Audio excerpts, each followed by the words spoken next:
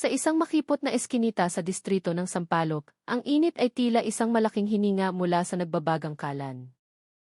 Ang Ihipayapa Laundry Shop, isang maliit na negosyo na may kupas na karatulang gawa sa kahoy, ay mukhang ordinaryo lamang sa labas.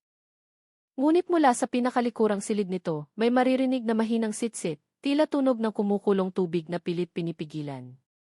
Paminsan-minsan, may maririnig na maliit na pagputok na sinusundan ng isang katahimikang nakapagpapatayo ng balahibo. Ang amoy ng sabon, na dapat sana ay nagbibigay ng kapanatagan, ay may kahalong kakaibang aroma. Tila amoy na nasusunog na plastik. Ang ilaw na neon sa kisame ay nanginginig, naghahagis ng mahahabang anino sa mga nakatambak na puting damit. Ang bakal na kortina ng silid sa likuran ay laging nakasara. Ang padlock nito ay tila nakatitig ng malamig sa sinumang dumaraan. Iniisip ng mga tao na ito'y imbakan lamang ng mga lumang makina. Ang hindi nila alam, sa gabing iyon, mayroong isang bagay na naghihintay na matuklasan. Kung tatayo ka ng matagal sa harap ng pinto, masasagap ng iyong tainga ang tiktak ng isang relong bakal. Pagkatapos, ang singaw ng kumukulong tubig, at isang katahimikang napakabigat, na para bang nagtatago ng isang sikretong hindi kailanman dapat mabuksan. Sa gabing ding iyon, ang ugong ng washing machine sa Payapa Laundry Shop ay biglang huminto. Si Aling Celia ay nakatayo sa harap ng bakal na pinto ng likurang silid. Butil-butil ang pawis na tumutulo mula sa kanyang sentido, kahit na malakas ang ikot ng electric fan. Tinitigan niya ang padlock na mahigpit na nakakandado. Ang kanyang mga mata ay blanko, tila nagtitimbang ng isang bagay na hindi na maaaring bawiin. Mula sa loob, may maririnig na tunog ng tubig na pumapatak sa isang metal na ibabaw, paulit-ulit. Ritmiko, parang tibok ng puso sa labas. Ang eskinita ng Sampaloc ay tahimik na. Ang ilaw sa poste ay kumukurap-kurap. Ang mga anino ng puno ay sumasayaw sa mga pader. Isang itim na pusa lamang ang mabilis na dumaan sa harap ng pinto, na nagpagulat kay Aling Celia. Tumingin siya sa isang timba sa sulok ng sahig. Maligamam pa ang tubig nito, naglalabas ng bahagyang usok. Alam niyang hindi pa tapos ang gabi. Binuksan niyang muli ang malaking pampainit ng tubig. Ang puting singaw ay dahan-dahang umakyat na parang hamog. Pagkatapos, isinara niya ang pinto ng mahigpit. Ilang oras ang lumipas at sinimulang dampian ng bukang liwayway ang mga bubong na yero. Nagising si Mang Berto at nakita ang kanyang asawa na nakaupo sa harap ng kaha, na may namumulang mga mata at nanginginig pa ring mga kamay. Hindi ka pa natutulog, tanong niya. Umiling lang si Aling Celia. Paos ang kanyang boses. May mga labahin pang hindi tapos. Tinitigan niya ang tumpok ng mga puting damit na naghihintay sa sulok. Hindi naghinala ang kanyang asawa. Para sa kanila, ang magtrabaho hanggang umaga ay hindi na bago. Nang papalapit na ang tanghali, dumating ang unang customer. Isang dalagang may pagod na mukha, ngunit magalang ang ngiti, si Clara Reyes. Nagtatrabaho siya sa isang travel agency malapit sa istasyon ng tren. Ipapalaba ko lang po itong office uniform at palda ko, Aling Celia, sabi niya habang inilalabas ang isang malinaw na plastic bag. Tinanggap ito ni Aling Celia na may bahagyang panginginig sa kamay. Isinulat niya ang pangalan sa resibo, Clara Reyes. 2 set na puti, isang paldang kulay krema. Bukas po ng hapon kukunin ko, ha, sabi ng dalaga. Ngumiti ng bahagya si Aling Celia. Hija. Bukas ng hapon, sa awa ng Diyos, handa na. Walang kakaiba. Walang sinumang nakakaalam na ang simpleng palitan ng salitang iyon ang magiging huling pag-uusap nila. Nang papalubog na ang araw, habang ang langit ay nagiging kulay kahel at abo, bukas pa rin ang Payapa Laundry Shop. Kararating lang ni Mang Berto mula sa paghahatid ng mga labahin sa isang kalapit na ospital. Nakita niya ang kanyang asawa na nakatayo sa harap ng likurang silid. Maputla ang mukha nito at ang tingin ay tumatago sa kulay abong kurtina. Anong problema? Tanong ni Berto. Umiling si Aling Celia. Medyo umiinit yung makina. Aayusin ko na lang mamaya. Lumapit si Berto ngunit pinigilan siya nito. Huwag na. Magpahinga ka na lang, sabi nito ng malumanay. Alam niyang matigas ang ulo ng kanyang asawa, mas mabuting huwag nang dagdagan pa ang usapan. Sa labas, dala ng hangin ang amoy ng sabon na may halong kakaibang singaw, tila nasusunog na plastik. Si Aling Nena, ang kapitbahay sa tapat, ay nagsara ng bintana dahil nakakaramdam siya ng hapdi sa ilong. Baka nasobrahan sa init yung plansa niya, bulong niya sa sarili. Hindi niya alam na ang amoy na iyon ay nagmumula sa silid sa likod ng kulay abong kurtina. Ipinakita ng orasan na halos 9:00 na ng gabi. Ang maliit na eskinita ay nalunod na sa katahimikan. Tanging ang kulay rosas na ilaw mula sa karatula ng Payapa Laundry Shop ang nananatiling malabong nakasindi. Sa loob, nakatayo si Aling Celia, nakatitig sa kumukulong tubig sa loob ng malaking metal na tangke.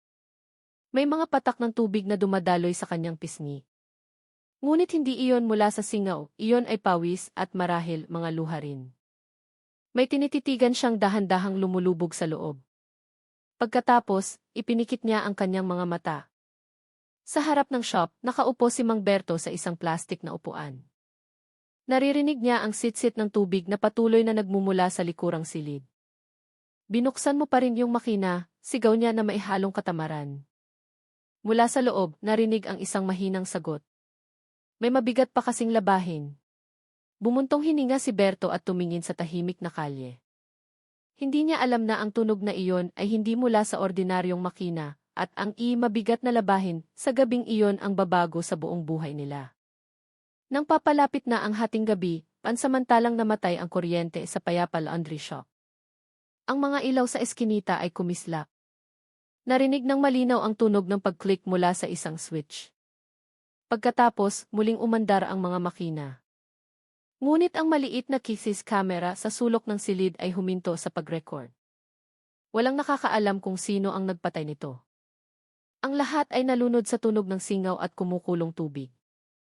Nang muling dumating ang umaga, tila nakalimutan na ng Maynila ang sarili nitong gabi.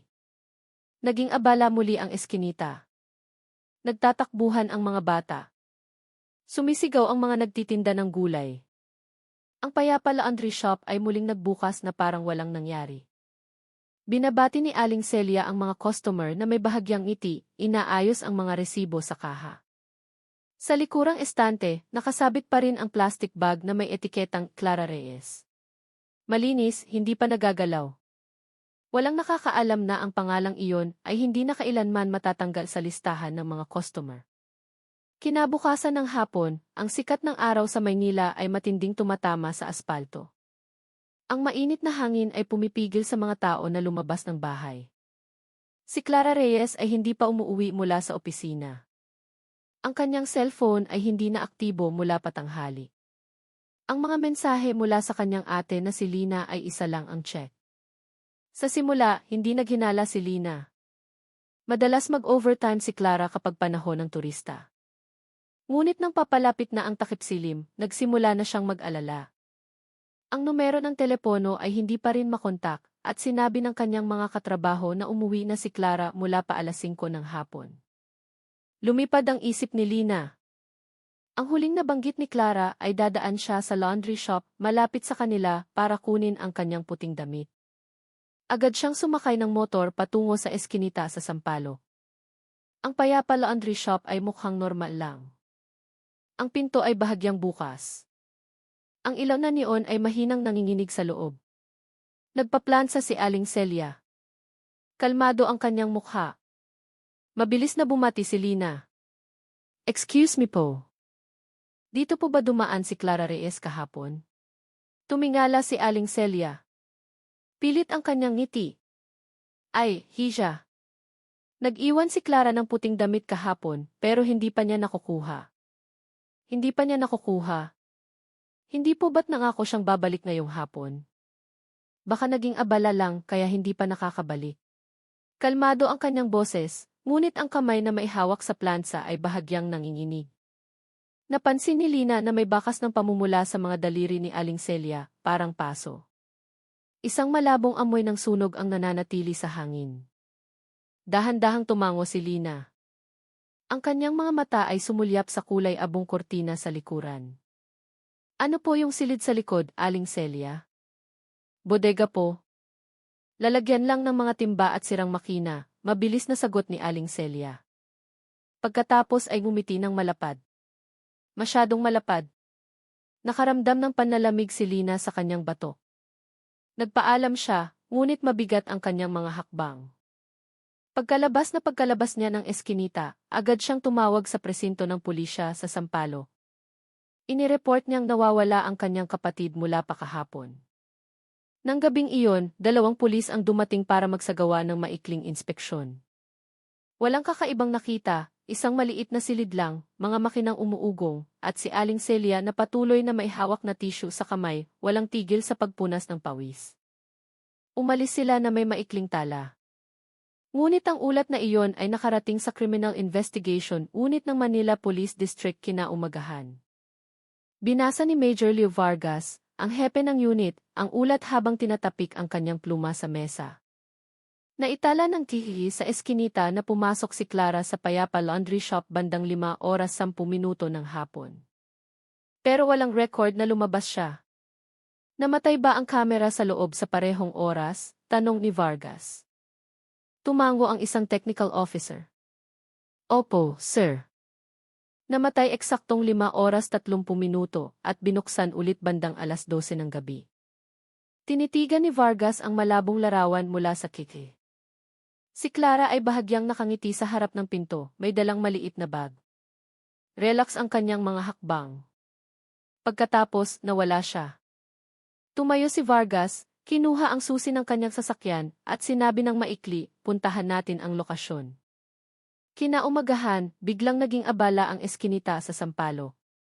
2 sasakyan ng pulis ang huminto sa harap ng maliit na laundry shop. Nagkumpol-kumpol ang mga residente sa di kalayuan, nagbubulungan. Lumabas si Aling Celia na may maputlang mukha, yakap-yakap ang kanyang apron. Ano po yun, sir? Tanong niya. Kailangan naming suriin ang silid sa likuran, ginang, sabi ni Vargas na may tonong seryoso. Kararating lang ni Mang Berto mula sa paghahatid ng labahin. Naguguluhan ang kanyang mukha. May problema po ba, mga pulis? Ulat ng nawawalang tao. Gusto lang naming siguraduhin. Nang buksan ng mga pulis ang kulay abong kortina, isang alon ng mainit na hangin ang sumalubong sa kanila, parang hininga ng isang oven. Ang amoy ng metal na maihalong sabon ay kumalat.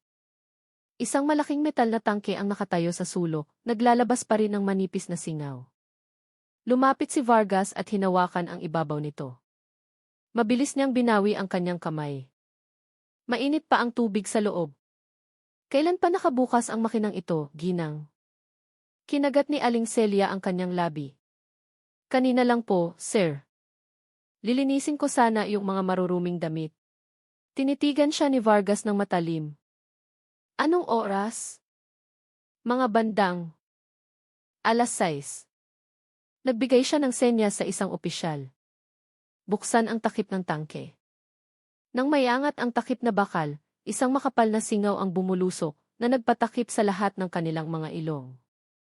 Isang matapang na amoy ang tumusok na nagpaluha sa kanilang mga mata. Itinutok ni EUC Santos, ang forensic expert, ang kanyang flashlight sa loob. Ang likido sa loob ay kulay kape, at sa ibabaw nito ay may mga lumulutang na maliliit na piraso, tila sunog na balat. Nanatiling tahimik si Vargas. Naging matigas ang kanyang panga. Ay secure ang lokasyon. Walang lalabas. Napapikit si Aling Celia, ang kanyang mga kamay ay humigpit sa pagkakahawak sa apron hanggang sa mamuti ang kanyang mga buko. Si Mang Berto ay nakayuko lamang. Blanko ang kanyang mukha. Ang mga residente sa labas ay nagsimulang magbulungan ng malakas. Ilan ay umatras dahil sa takot. Sa gitna ng kaguluhan, isang resibo ng laundry ang nahulog sa sahig. Basa ito dahil sa singaw na nagpapakita ng isang kupas na sulat, Payapa Laundry Shop. Malinis, maaasahan, mapagkakatiwalaan. Kinagabihan, kumalat ang unang balita ng investigasyon sa lokal na media. Walang natulog sa eskinita ng Sampaloc ng gabing iyon. Nagtago ang mga tao sa likod ng kanilang mga bintana, iniisip ang singaw na umaakyat mula sa bakal na tangke sa maliit na silid na iyon at nagtatanong kung ano talaga ang pinakuluan doon. Ang interrogation room ng ECU ay masikip sa pakiramdam ng tanghaling iyon kahit na naka-full blast ang aircon.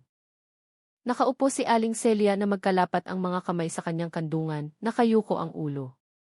Sa harap niya, binuksan ni Major Vargas ang isang makapal na folder na naglalaman ng paunang ulat. Sa monitor, malinaw na nakadisplay ang mga larawan ng metal na tangke, mga piraso ng balat at ang basang resibo. Ginang Celia, patag ang boses ni Vargas. Kailan niyo huling nakita si Clara Reyes? Noong dumating siya para mag-iwan ng damit. Huwebes ng hapon, mahinang sagot niya. Pagkatapos noon, hindi ko na alam. Baka umuwi na siya agad. Tinitigan siya ni Vargas ng matagal, pagkatapos ay pinindot ang isang remote. Ipinakita sa screen ang isang bahagi ng TV footage mula sa eskinita. Nakitang pumasok si Clara sa Payapa Laundry Shop bandang 5:10, ngunit hindi na naitalang lumabas. Tingnan niyo ang oras, Ginang, sabi ni Vargas. Pumasok siya. Ang kamera sa loob, pinatay niyo 5 minuto pagkatapos. Bakit? Ako. Baka nag-short circuit lang, sir. Madalas bumagsak ang kuryente dito. Kakaiba, malamig na sabi ni Vargas, dahil lahat ng ibang gamit ay nanatiling nakasindi. Tanging ang kamera lang ang namatay. Si Mang Berto ay nakaupo sa kabilang silid, tinatanong ng ibang opisyal. Malungkot ang kanyang mukha, at ang kanyang kaliwang kamay ay may bahagyang paso. Bakit napaso ang kamay ninyo? Natapunan ng mainit na tubig, sir. Noong binubuhat ko yung plansa. Anong oras? Hindi ko na matandaan. Nung gabing iyon. Mga 9:00 siguro. Nagsulat ang opisyal, tinititigan siya ng may pagdududa. Ipinakita ng data ng cellphone na si Mang Berto ay nasa laundry shop mula pa hapon, hindi lumabas para maghatid ng labahin tulad ng kanyang sinabi. Sa ibang silid, ipinaliwanag ni Ilse Santos ang paunang resulta ng pagsusuri. Ang tangke ay kagagamit lang, Major. Ang temperatura ng tubig ay nasa itaas pa ng 60 degrees Celsius noong dumating kami. Sa loob ng likido, natagpuan ang residyo ng lye o sosa at mga natirang organic tissue na tugma sa epidermis ng tao. Nanahimik si Vargas, mas humigpit ang hawak sa kanyang pluma. May tugma na ba? Tintest pa namin sa lab, sir. Pero malaki ang posibilidad. Kay Clara. Bumalik si Vargas sa interrogation room. Nakaupo pa rin si Aling Celia sa kanyang silya. Maputla ang kanyang mukha. Sa kanyang mesa, may isang baso ng tubig na hindi nagalaw. Ginang, mahinang sabi niya. Susuriin namin ng mas malalim. Pero bago iyon, kailangan kong maging tapat. May saksi na nakarinig ng ingay mula sa laundry shop noong gabi bago nawala si Clara. Tunog ng mga babaeng nag-aaway. Matagalan na nahimik si Aling Celia pagkatapos ay bumulong. Walang awayan, sir. Nag-usap lang kami ng kaunti. Sino ang kausap nyo? Isang customer, sagot niya, nanginginig ang mga mata. Tungkol sa labahin na hindi pa nababayaran. Tinitigan siya ni Vargas ng matalim. Problema sa pera. Lumingon si Sari. Kaunting hindi pagkakaunawaan lang. May isinulat siya sa kanyang kwaderno, pagkatapos ay tumingin ng diretso sa mga mata ng babae. Ginang, sinuri na namin ang inyong mga financial records. May malaki kayong utang sa isang nagngangalang Dolores. Alam din namin na minsan nang tinulungan kayo ni Clara Reyes na umutang sa pamamagitan ng isang online lending app. Tama ba? Nagbago ang mukha ni Celia. Siya ang nag-alok sa akin ng pautang na iyon, pero pagkatapos ay mabilis siyang naningil. Hindi ko pa kayang magbayad. Magkano ang halaga? 5,000 piso. At nang dumating siya kahapon, akala ko maniningil na naman siya, bulong niya. Isinara ni Vargas ang folder. Tumayo siya. Susuriin namin ang daloy ng pera mula sa account ni Clara pagkatapos ng araw na iyon. Samantala, natuklasan ng mga opisyal ang isang bagong katotohanan, ang Elkith card na nakapangalan kay Clara ay ginamit sa isang makina mga 2 oras matapos siyang mawala. Ipinakita ng TV sa GK ang isang lalaking nakabisikleta na may malapad na sombrero. Ang kanyang kasuotan ay kahawig ng kay Mang Berto. Kinagabihan, tinitigan ni Vargas ang resulta ng recording kasama ang kanyang team. Magkasabwat sila, bulong niya.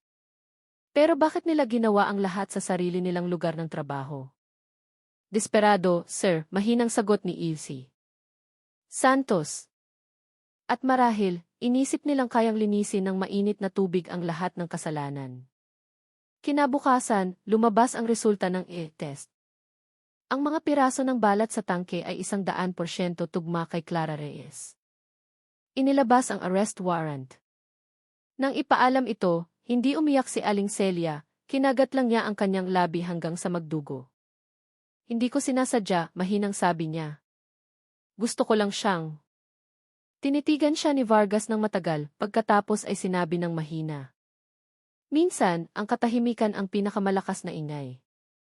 At ngayon, narinig na ito ng lahat. Sa araw na iyon, umulan ng manipis sa Maynila. Nagdulot ito ng maalinsangang hangin at ang amoy ng sabon mula sa Payapa Laundry Shop ay tila lalong tumindi.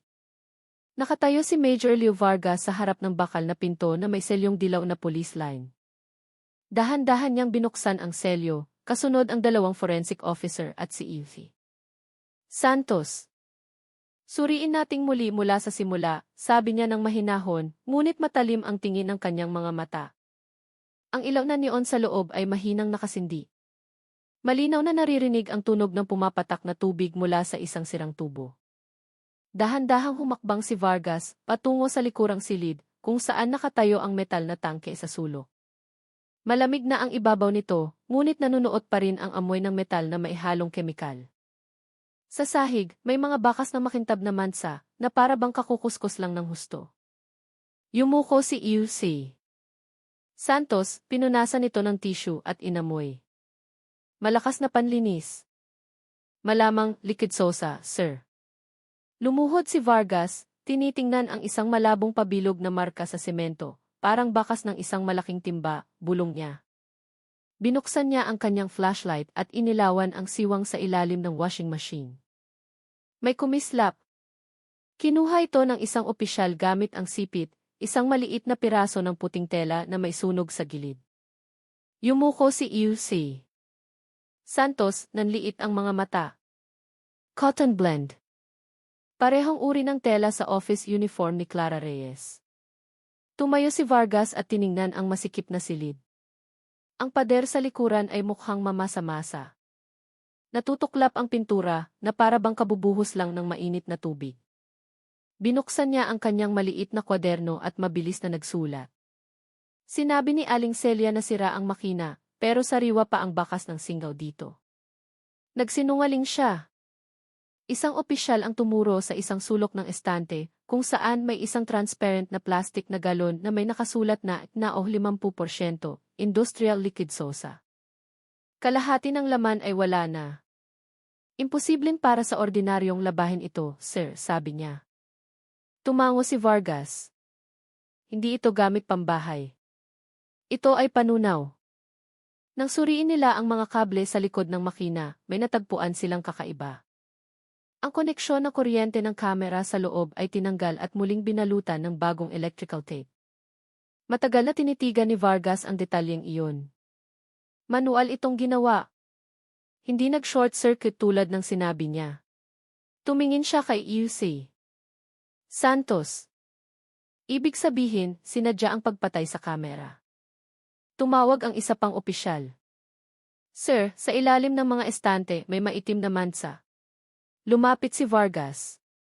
Tuyo na ang mansa ngunit matapang pa rin ang amoy. Nasunog na organic residue, sabi ni Ilse Santos matapos amuyin ng bahagya. Maaaring tilamsik mula sa proseso ng pagpapakulo ng tubig na maihalong tissue. Naging mabigat ang atmosfera sa silid. Ang mamasa-masang singaw ay dumidikit sa balat, nagpapasikip ng paghinga. Tinitigan ni Vargas ang metal na tangke muli at sinabi ng mahina. Sinubukan niyang labhan ang ebidensya. Hindi ang mga damit. Natagpuan nila sa sulok ng isang metal na mesa ang isang basang basahan at isang timba na may kulay abong tubig. Dahan-dahang hinalo ni Vargas gamit ang isang metal na tungkod. May lumutang, isang maliit na piraso ng goma ng lastiko at mga piraso ng plastik mula sa isang name tag. Itinaas niya ito, binabasa ang mga letrang natira pa. Arare. Sapat na ang mga letrang iyon para maging malamig ang pakiramdam sa silid. Dumating ang mga technical officer na dala ang paunang resulta ng financial analysis. May cash withdrawal transaction mula sa isang ATM, malapit sa eskinita bandang 11:00 ng gabi noong araw na nawala ang biktima, sir. Nakuha ng kamera si Mang Berto pero nakamaskara. Tumango si Vargas. Umamin na ba siya? Hindi pa, sir. Pero ang kamay niya ay may paso pa rin mula sa mainit na likido. Pinatay ni Vargas ang flashlight at muling tiningnan ang paligid ng masikip na silid. Nagpahapdi sa kanyang mga mata ang amoy ng sosa. Ang isang ganito kaliit na lugar ay kayang magtago ng napakaraming sikreto, mahinang sabi niya. Hindi kumilos si Celia dahil sa takot. Alam niya ang kanyang ginagawa. Tumingin sa kanya si Iusay. Santos ng seryoso. Pero bakit ganito? Bakit hindi na lang siya tumakas? Isinara ni Vargas ang kanyang kwaderno. Siguro dahil naniwala siya na lahat ay maaaring mawala kung sapat ang pagkakakuskos. Mula hapon ay naging gabi. Matapos dalhin ng forensic team ang lahat ng ebidensya, ang tela, ang galon, at ang natirang likido, tumayo si Vargas sa harap ng pinto, tinitingnan ang kupas na karatula, payapa laundry shop. Malinis, maaasahan, mapagkakatiwalaan. Bumuga siya ng hangin. Payapa, bulong niya. Pero nagtatago ng pinakamaingay na tunog sa isip ng sinumang nakakaalam ng katotohanan. Nang lumakad siya palabas ng eskinita, kumidlat sa kalangitan ng Maynila. Sa likod ng nagsisimulang malakas na ulan, ang ilaw ng laundry shop ay kusang namatay, nag-iwan ng isang madilim na silid na ngayon ay naglalaman na lamang ng amoy ng sabon, metal, at mga natirang kasalanan na dumikit sa hangin. Muling naging tahimik ang interrogation room. Tanging ang tunog ng orasan sa dingding ang marahan na tumitiktak. Nakayuko si Mang Berto. Ang dalawang kamay niya ay magkapatong sa mesa. Ang balat sa likod ng kanyang kamay ay mukhang napaso pa rin, bahagyang natatakpan ng benda. Nakaupo si Major Vargas sa tapat niya, kalmado ang tingin, hindi nagpipilit, ngunit hindi rin nagbibigay ng puwang para makatakas. Mang Berto, mahinahon ngunit matatag ang boses ni Vargas. Nakita na namin ang recording sa GHI. Ang taong kumuha ng pera mula sa card ni Clara Reyes ng gabing iyon ay kayo. Nanatiling tahimik si Berto. Ang kanyang mga mata ay nakatitig sa sahig. Mabigat ang kanyang paghinga. Bakit niyo ginawa iyon? Muling tanong ni Vargas. Inutusan lang po, mahinang sagot niya. Inutusan ni Nong. Lumingon siya, pagkatapos ay bumulong. Ni Celia. Lumapit si Vargas. Inutusan, o alam niyo mismo kung saan galing ang card na iyon? Siya po ang nagbigay. Sabi niya, yung pera daw ay para pambayad sa utang kay Aling Dolores, para hindi na kami puntahan.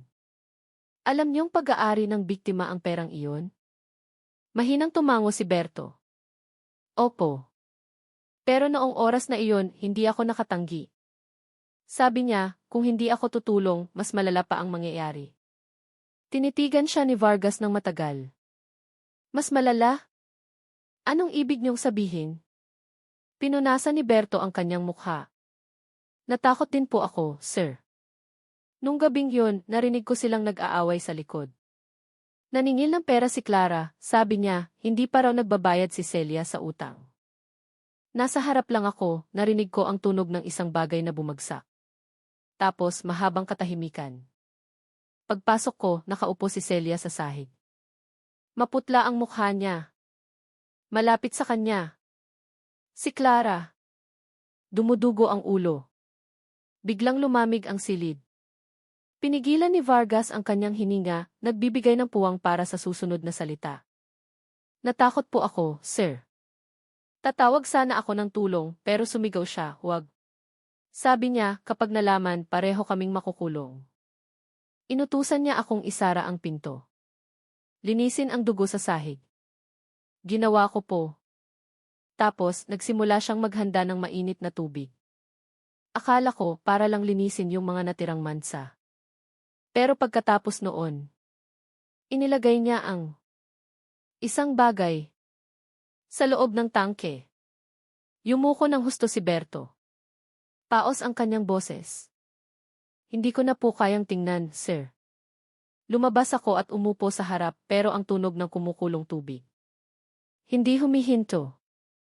Tumingin ng diretsyo si Vargas, matalim ang mga mata. At pagkatapos noon, lumabas siya hating gabi.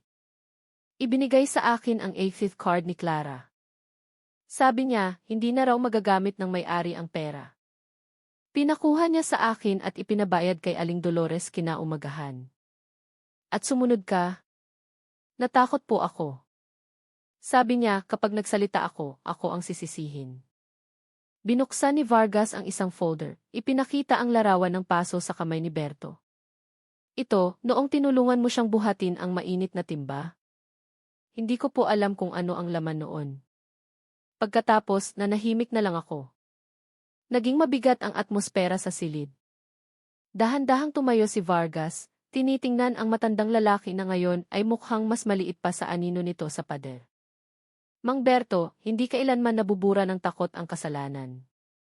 Pero ang katotohanan ay maaaring maging simula ng pagtubos.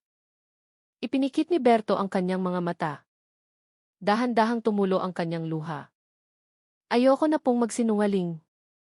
Lahat ng iyon ay ideya niya. Pero kung hindi dahil sa utang, dahil sa pressure, marahil hindi siya aabot sa ganoon. Mabilis na isinulat ni Vargas ang bawat salita. Magkano ang utang? 5,000 po kay Clara. Pero may malaki pa kami kay Aling Dolores. Araw-araw na niningil. Halos maremata na ang bahay. Puputulan na kami ng kuryente. Akala ko, kapag nakuha niya ang pera mula kay Clara, matatapos na ang lahat. At ang resulta? Umiling si Berto. Halos hindi marinig ang kanyang boses. Ang natapos lang ay ang buhay ni Clara. At kami. Tinitigan ni Vargas ang isang papel sa kanyang mesa, ang ebidensya ng transaksyon sa GIT. Hating gabi, Hunyo 23. Dahan-dahan niyang isinara ang folder. Salamat, Mang Berto. Simula ngayong gabi, mananatili kayo sa aming kustodya para sa karagdagang investigasyon. Hindi lumaban si Berto. Bumulong lang siya. Pakiusap, huwag niyo siyang pabayaan. Hindi siya masamang tao, sir. Nawala lang sa sarili. Nang dalhin ng mga pulis si Berto palabas, muling umupo si Vargas, nakatingin sa puting ilaw sa kisam. Sa kanyang isipan, umalingaw-ngaw ang simpleng pangungusap na kanyang narinig, ang natapos lang ay ang buhay ni Clara. At kami. Ang pangungusap na iyon ay mas matalim pa kaysa sa anumang ebidensya. Sa labas ng silid, tumila na ang ulan. Tanging ang amoy ng basang lupa at ang tunog ng sirena mula sa malayo sa kalsada ng Espanya ang natira. Sa kanyang isipan, alam ni Vargas na ang pag-amin na ito ay nagbukas lamang ng isang maliit na bahagi ng pinakamadilim na gabi sa Payapa Laundry Shop. Mayroon pang mga bagay na hindi nasasabi at haharapin niya itong muli kinabukasan kapag muling binuksan ang kulay abong kurtina. Ang interrogation room ng gabing iyon ay may amoy ng kape at basang papel. Ang puting ilaw ay direktang nakatutok sa mukha ni Aling Celia na nagpapalalim sa mga anino ng kanyang mga mata. Nakaupo si Major Vargas sa tapat niya, may hawak na makapal na folder. Hindi muna siya nagsalita, tinitigan lang, nagbibigay ng oras para sirain ng katahimikan ang kanyang depensa. Ginang Celia, sa wakas ay sabi niya, mahina ngunit matatag ang boses. Narinig na namin ang pag-amin ni Mang Berto. Hindi na kayo maaaring magtago sa likod ng salitang hindi ko alam. Yumuko ang babae. Ang kanyang mga daliri ay humigpit sa dulo ng kanyang palda. Ano nang sinabi niya? Sinabi niyang kayo ang naghanda ng mainit na tubig ng gabing iyon. Na inutusan niyo siyang linisin ang sahig at ibinigay ang A5th card ni Clara Reyes sa kanya. Humugot ng maikling hininga si Aling Celia, nanginginig ang kanyang mga balikat. Hindi ko sinasadyang pumatay, sir. Sumpaman! Kung hindi sinasadya, bakit natagpuan ang katawan ng biktima sa metal na tangke? Nadulas lang siya, biglang lumakas ang boses ni Celia. Pagkatapos ay nanahimik, napagtantong umalinggaw ang kanyang boses sa mga pader. Nag-away kami. Naningil siya ng pera. Sabi niya, manloloko daw ako. Nagalit ako. Itinulak ko siya. Tumama ang ulo niya sa mesa ng plansa.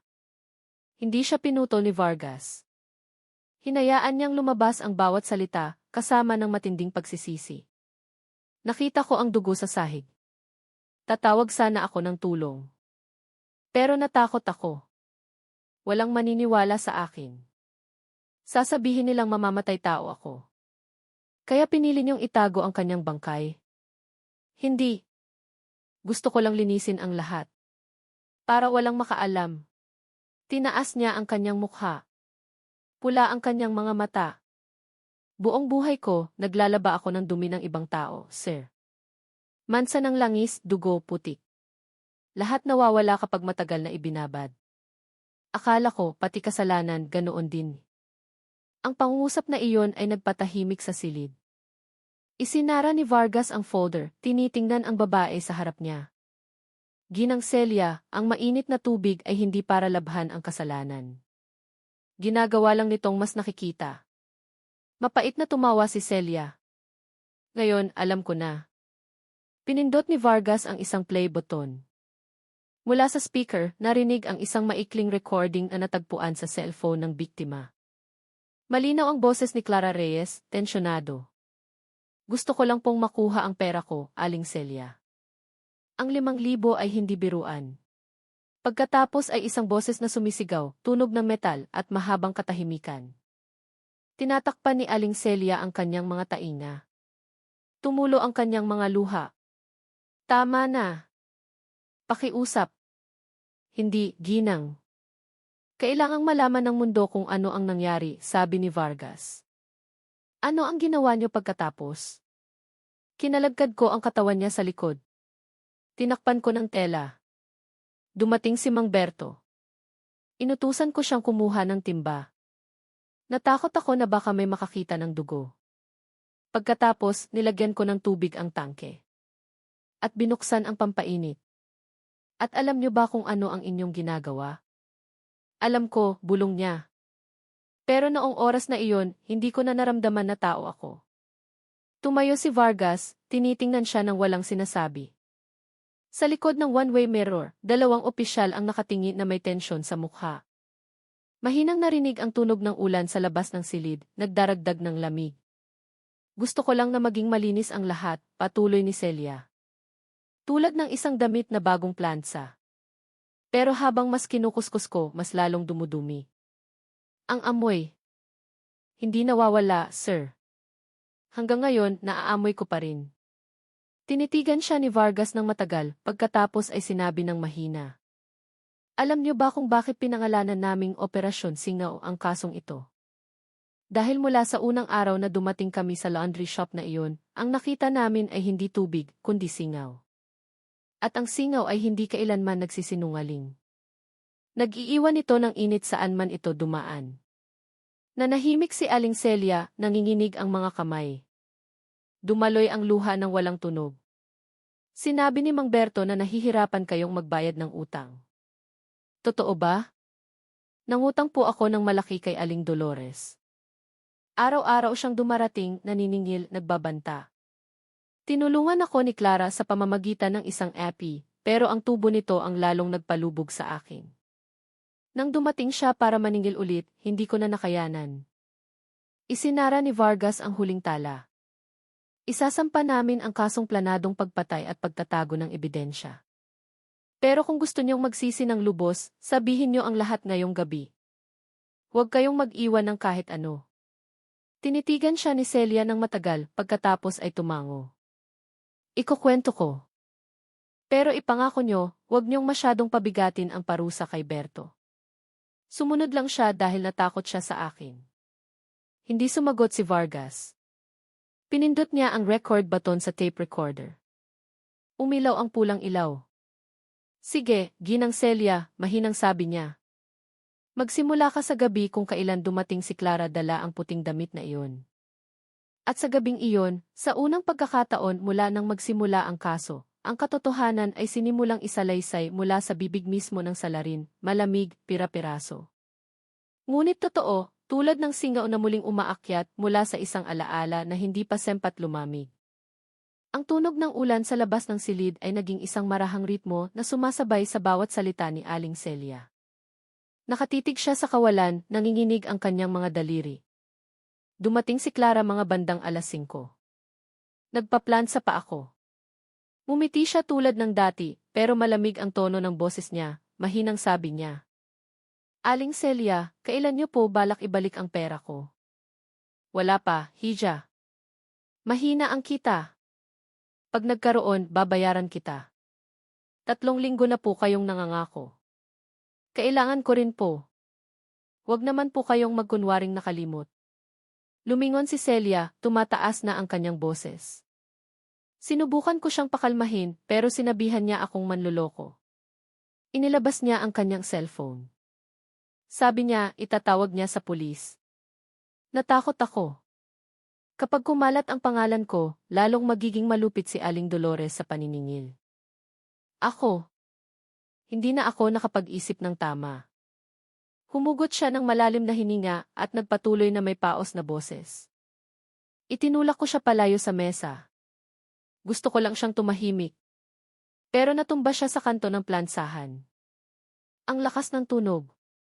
Pagkatapos, wala nang galaw. Naging tahimik ang interrogation room. Bahagyang yumuko si Major Vargas, nagbibigay ng senyas na magpatuloy siya. Lumuhod ako. May dugo sa likod ng ulo niya. Tinawag ko siya, walang sagot.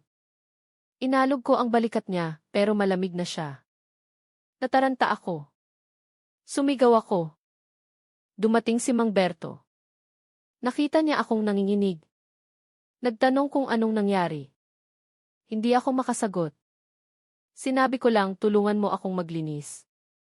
Tumulo ang luha ni Celia. Isinara namin ang pinto. Inutusan ko siyang kumuha ng basahan. Nilinis namin ang sahig, pero ayaw matanggal ang dugo. Lalo pang kumapal dahil sa init. Nilagyan ko pa ng sabon pero pula pa rin. Tiningnan niya ang sariling mga kamay. Hinawakan ko ang katawan niya. Napakabigat. Kinalagad ko sa likod, malapit sa tangke. Noong oras na iyon, wala pa akong iniisip. Gusto ko lang alisin ang bangkay na iyon sa paningin ko. Tumingin si Vargas nang hindi nagsasalita. Alam niyang sa puntong ito, madalas nang nagsasalita ang salarin ng hindi namamalayan. Nilagyan ko ng tubig ang tangke, tapos binuksan ko ang pampainit. Ang tunog ng pagkulo ay parang iyak ng tao. Pero itinuloy ko. Akala ko, kapag nilabhan ko siya ng mainit na tubig, mawawala lahat. Walang dugo, walang ebidensya. Yumuko siya, lalong humina ang boses. Kumuha ako ng sabon, nagbuhos ako ng marami. Ang amoy ng sampagita ay maihalong ibang amoy na hindi ko maipaliwanag. Isinara ko ang tangke, umupo ako sa sahig. Mula sa siwang ng takip, lumalabas ang mainit na singaw at tunog ng kumukulong tubig. Umiyak ako. Para akong nagpaplansa ng sarili kong kasalanan. Tumuwid ng upo si Vargas. Alam niyong hindi iyon paglalaba, kundi pagwasak. Dahan-dahang tumango si Celia. Ngayon, alam ko na. Pero nang gabing iyon, hindi na ako tao. Pagkatapos tumigil ang lahat, tinawag ko si Mang Berto. Itinapon namin ang ilang gamit niya sa ilog, nakalagay sa plastic. Tapos kinuha ko ang gift card sa bag niya. Akala ko, kapag nabayaran ko ang utang, walang maghahanap sa kanya. Napakatanga ko. Tumingin siya kay Vargas, namumugto ang mga mata. Hindi ako natulog ng gabing iyon. Paulit-ulit kong naririnig ang tunog ng kumukulong tubig sa ulo ko. Kahit pinatay ko na ang makina, nandoon pa rin ang tunog. Tinitigan siya ni Vargas ng malalim. Bakit pinatay ang kamera? Dahil natakot akong makita. Tinanggal ko ang kable bago pa dumating si Clara. Hindi ko alam kung bakit, pero may boses sa isip ko na nagsasabing mas ligtas kung walang makakakita. Huminto siya sa pagsasalita. Nanginginig ang kanyang mga balikat. Gusto ko lang ng payapang buhay, sir. Ang pangalan niya ng shop ay Payapa Laundry. Pero ako mismo pala ang gumawa ng impyerno sa lugar na iyon. Isinara ni Vargas ang folder. Nagsisisi ka ba? Mapait na umiti si Celia. Hindi sapat ang pagsisisi. Gabi-gabi, naaamoy ko ang sampagita na may halong sunog na laman. Hindi iyon mawawala kahit maligo pa ako sa mainit na tubig ng 1,000 beses. Tumayo si Vargas, tinitingnan siya sa huling pagkakataon bago umalis sa silid. Bukas, magsasagawa tayo ng rekonstruksyon sa lokasyon. Sana handa kayo. Walang sinuman ang handa na bumalik doon, sir, mahinang sagot niya. Pero alam kong kailangan. Nang isara ang pinto, yumuko si Celia. Sa refleksyon ng malamig na sahig, nakita niya ang anino ng sarili, isang matandang babae na dating naniwala na kayang linisin ng mainit na tubig ang lahat. Iyon pala, sinunog nito ang natitirang pagkatao niya hanggang maging abo. Kinaumagahan, muling naging abala ang eskinita sa Sampaloc, ngunit hindi dahil sa sigaw ng mga nagtitinda. Nagkumpol-kumpol ang mga tao sa likod ng dilaw na police line, pinapanood ang mga pulis na nagkakabit ng mga kamera at naghahanda ng mga timeline board. Nagsimula na ang rekonstruksyon ng kaso ng Payapa Laundry Shop. Maalinsangan pa rin ang hangin. Ang amoy ng sabon mula sa mga dingding ng shop na 1 linggo nang nakasara ay muling lumabas. Nakatayo si Major Vargas sa harap ng bakal na pinto, tinitingnan ang kupas na karatula, Payapa Laundry Shop. Malinis, maaasahan, mapagkakatiwalaan. Humugot siya ng malalim na hininga. Simulan na, maikling sabi niya. Ipinasok si Aling Celia na may magaang posa sa mga kamay. Nanginginig ang kanyang mga hakbang. Maputla ang mukha at simple lang ang pagkakatali sa kanyang buhok. Tumingin siya sa paligid. Ang silid ay wala ng laman gayon. Ang mga washing machine ay natatakpan ng plastik. Tanging ang malaking metal na tangke ang nananatiling nakatayo sa sulok. Sa kabilang banda, nakaupo si Mang Berto na nakayuko ang ulo, binabantayan ng 2 pulis. Unang hakbang, patag ang boses ni Vargas. Ituro kung saan nakatayo ang biktima nang dumating siya. Itinuro ni Celia ang lugar malapit sa kaha. Dito po. Dala niya ang plastic bag. Sinulatan ko ng resibo. Nagsulat si Vargas, pagkatapos ay nagbigay ng senyas. Magpatuloy. Dahan-dahang lumakad si Celia patungo sa mesa ng plansahan. Nag-usap kami. Tumaas ang boses niya. Huminto siya, nakatingin sa sahig. Dito niya inilabas ang cellphone. Sabi niya, itatawag niya sa pulis. Inilagay ng isang opisyal ang isang manikin sa posisyong iyon. Pagkatapos, itinulak ko siya patalikod. Inulit niya ang kilos ng marahan. Bumagsak ang manikin, tumama sa mesa ng plansahan.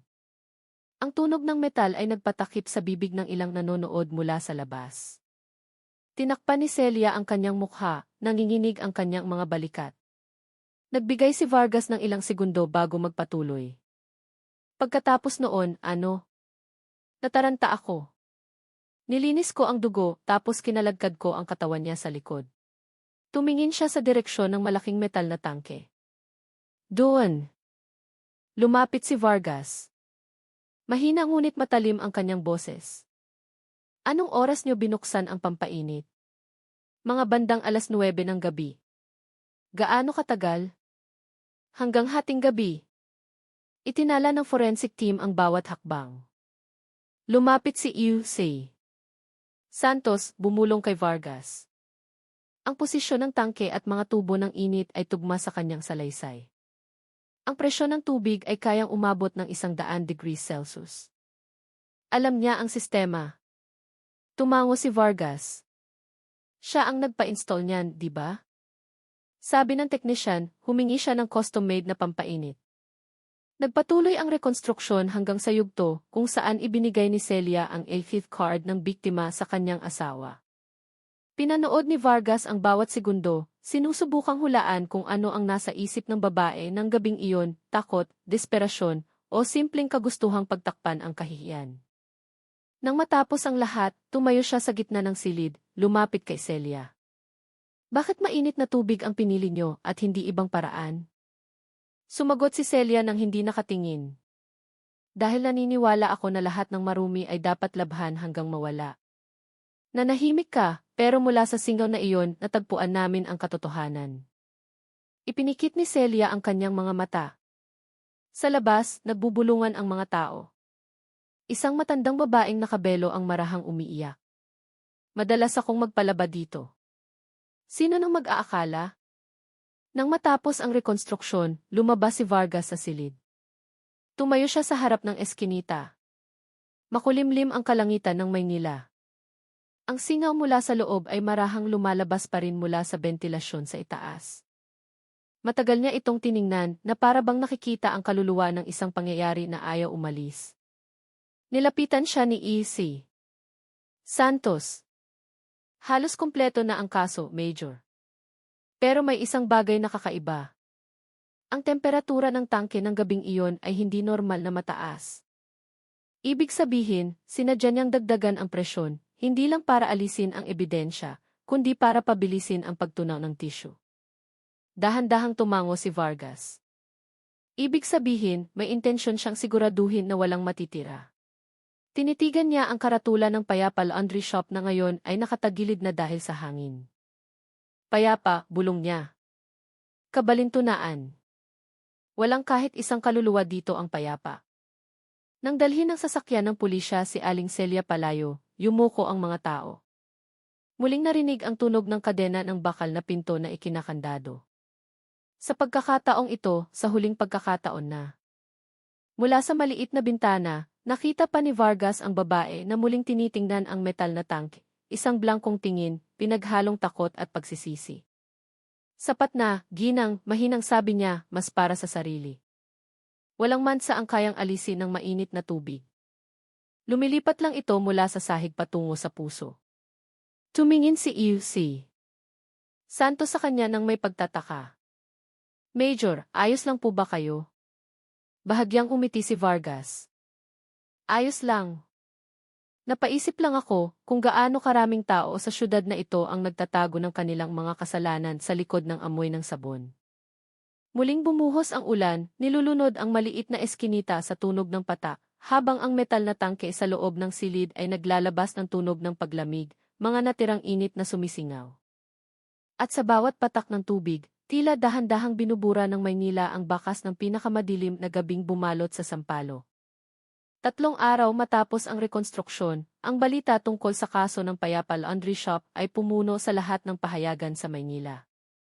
Ang larawan ng metal na tangke at ang mukha ni Aling Celia ay nakalathala sa mga dyaryo sa ilalim ng malaking headline, Tragedya ng Singaw, babaeng nagluluto ng DED Sampalo.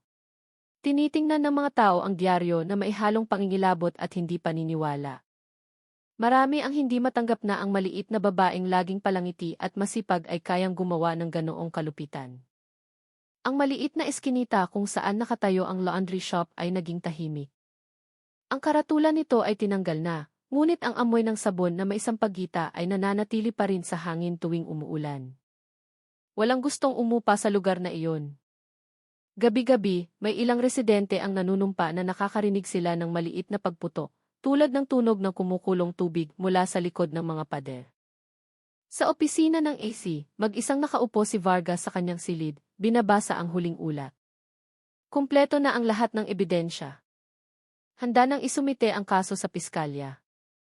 Ngunit sa hindi malamang dahilan, tuwing isinasara niya ang folder, ang sitsit mula sa tangke ay muling umaalingaw sa kanyang isipan. Ang mukha ni Clara Reyes ay malabong lumilitaw, kahalo ng anino ni Aling Celia na yakap ang apron na puno ng sabon. 2 babae, 2 tadhana, at sa pagitan nila, parehong desperasyon. Pumasok si E.C. Santos, inilapag ang huling resulta ng medisina sa mesa. Lumabas na ang toxicology results, Major. Ang likido sa tangke ay naglalaman ng purong sodium hydroxide. Kung malalanghap ang singaw nito ng higit sa 10 minuto, masisira ang baga. Matagal na tinitigan ni Vargas ang ulat. Ibig sabihin, kahit hindi siya namatay dahil sa pagkakabago, dahan-dahan siyang mamamatay sa loob ng singaw na iyon. Malungkot na tumango si E.C. Santos. Opo, sir. Isang perpektong trahedya. Tumingin si Vargas sa bintana. Manipis ang ulan. Sinasalamin nito ang ilaw mula sa mga post sa kalye. Mahina niyang sinabi, nagsisimula na akong kamuhian ang amoy ng sabon, Dok. Dati, gusto ko ang amoy ng sampagita. Ngayon, tuwing naaamoy ko ito, pakiramdam ko naglalakad ako sa isang crime scene. Sa kulungan, tahimik na ginugol ni Aling Celia ang kanyang mga araw. Tuwing umaga, siya ang unang nagigising, humihingi ng kaunting sabon mula sa gwardiya, at paulit-ulit na hinuhugasan ang kanyang mga kamay at mukha. Hindi pa rin nawawala ang dumi, sabi niya tuwing tinatanong. Puno na ng sugat ang kanyang mga kamay dahil sa detergent.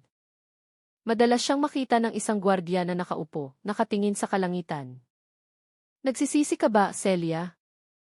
Nagsisisi, sagot niya. Pero higit pa doon, takot ako. Takot tuwing nakakarinig ako ng tunog ng tubig. Minsan sa gabi, naririnig ako ng ibang preso na bumubulong, kung pwede lang, sana oras ang nalalabhan ko, hindi lang damit. Dumating si Major Vargas sa kulungan isang araw, dala ang huling folder na nagmamarka sa pagtatapos ng kanyang tungkulin. Umupo siya sa visiting area, tinitingnan si Aling Celia na mukhang mas matanda pa kaysa sa kanyang edad. Kumusta na kayo? Tanong niya. Mahinang humiti si Celia. Humihinga pa. Naaamoy pa rin ang sabon. Tinitigan siya ni Vargas ng matagal. Kumpleto na ang kaso niyo. Malapit nang ibaba ng korte ang hatol. Alam ko. Ayoko nang makalaya, sir. Gusto ko lang manatili dito hanggang sa mawala ang lahat ng amoy na ito. Amoy ng sabon. Amoy ng kasalanan. Nanahimik si Vargas.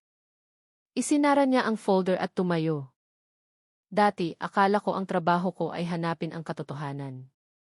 Pero ngayon, pakiramdam ko, nagwawalis lang ako ng mga natirang pagkakamali na hindi na malilinis. Tumingin sa kanya si Celia. Pareho lang tayo, sir. Magkaiba lang ng gamit. Ako, naglilinis gamit ang tubig.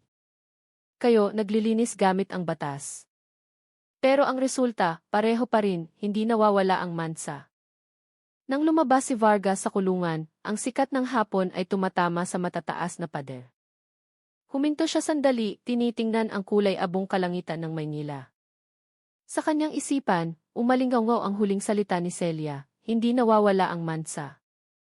Nang gabing iyon sa kanyang bahay, binuksan ni Vargas ang mainit na tubig para maligo. Umakyat ang singaw mula sa bathtub, bumubuo ng manipis na hamog. Matagal niyang tiningnan ang singaw, pagkatapos ay isinara ang gripo. Hindi na siya naligo. Sa bintana, ang tunog ng ulan ay marahang bumabagsak, kahawig ng tunog ng pumapatak na tubig mula sa metal na tangke na ngayon ay wala ng laman sa sampalo. Sa isang syudad na puno ng ilaw na neon at alikabok, alam ni Vargas na may mga bagay na hindi kayang labhan ng malinis. Kahit pa ng batas. Ang ilang mansa, tulad ng amoy ng sabon sa hangin, ay mananatiling nakadikit sa puso ng mga taong nakasaksi nito. Dumating ang araw ng paglilitis.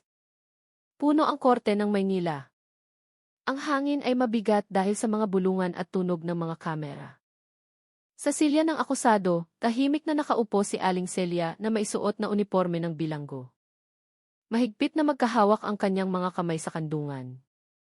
Si Mang Berto ay nakaupo sa hiwalay na silya, nakayuko ang ulo, blangko ang mga mata. Binasa ng piskal ang sakdal na may patag na boses. Ang akusadong si Celia ay napatunayang may sala sa krimen ang pagpatay at pagtatangka na itago ang ebidensya. Sa pagsasaalang-alang sa mga kadahilanang makatao at sa kanyang psikolohikal na kondisyon, hinihiling ng prosekusyon ang parusang habambuhay na pagkakakulong. Natahimik ang korte. Walang nagsasalita. Maging ang tunog ng mga kamera ay huminto. Tumingin si Aling Celia sa harap, hindi umiiyak, hindi nagtatanggol sa sarili. Tanging ang kanyang mabigat na paghinga ang naririnig. Sa likurang hanay, tahimik na nakaupo ang pamilya ni Clara Reyes. Yakap ng kanyang ina ang larawan ng anak, pinipigilan ang mga luha na matagal nang natuyo. Nang bigyan ng pagkakataon ng hukom ang akusado na magsalita sa huling pagkakataon, dahan-dahang tumayo si Aling Celia. Hindi po ako karapat-dapat patawarin, mahinang sabi niya. Hindi po ako pumatay dahil sa galit, kundi dahil sa takot. Takot na mawala ang lahat, hanggang sa makalimutan kong ang hawak ko pala ay buhay ng ibang tao. Huminto siya sandali, tinitingnan ang larawan ni Clara na nakalagay sa harap ng hukom.